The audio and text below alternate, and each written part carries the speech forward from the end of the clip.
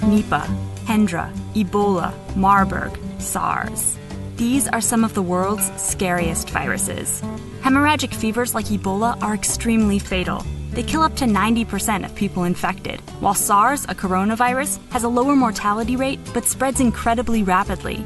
All of these nasty pathogens have surfaced in humans in just the last 50 years, and they are all carried by bats.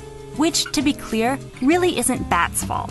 The recent rise in outbreaks is likely due to humans and our animals creeping ever farther into bats' territory, especially in the tropics. In Malaysia, for example, the spread of commercial pig farms into bat-inhabited forests led to the first human outbreak via pigs of Nipah. And in Australia, human Hendra cases are cropping up as destruction of native forests forces fruit bats to feed in suburban gardens.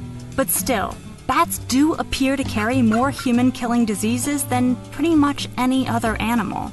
One big reason is that, with a few notable exceptions, bats love company. Different kinds of bats often roost together in huge numbers and close quarters, which helps viruses spread, not just between individuals, but also between species. What's more, most infected bats don't die.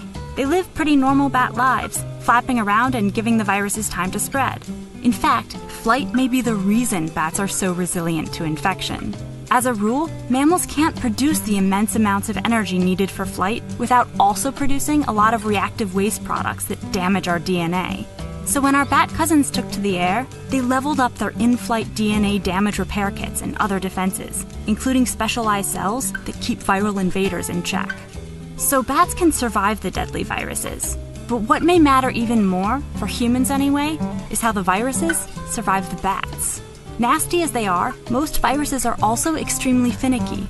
In order to thrive, they require the perfectly controlled climate inside a normal, resting, on-the-ground mammal. But when bats take to the air, their internal temperatures cruise to around 40 degrees Celsius. Those frequent in-flight saunas are far too toasty for your average virus, but a few hardy viruses have evolved to tolerate the heat, which incidentally means they can definitely weather a meager human fever. Essentially, flight may have helped bats gain virtual immunity to viruses and train viruses to be virtually immune to us. Stupid flying. So what should we land lovers do? We need bats for insect control and pollination and a whole bunch of other things. Maybe we could even learn some immune tricks from them, like how to be really good at not getting cancer.